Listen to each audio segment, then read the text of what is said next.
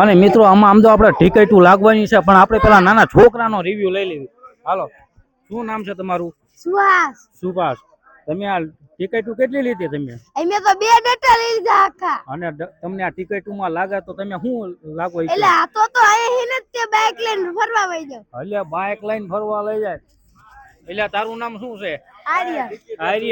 આર્યનભાઈ, તમને આ ટિકિટમાં લાગે તો તમે શું લઈ જાવ? અહીં સાયકલ બાબા. અરે બાબા સાયકલ લેવી છે. હજુ નાનો છે પણ ફેરવવાની બાબા સાયકલ. તો જોયું ને મિત્રો, હજુ નાનો છે પણ બાબા સાયકલ એક વખત ફેરવવાની, લગાડવાની 50 રૂપિયાની ટિકિટમાં.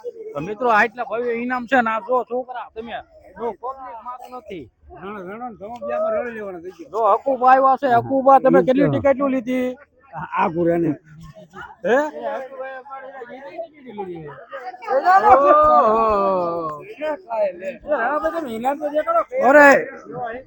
અરે ઇનામ થી તો શું વાત કરું.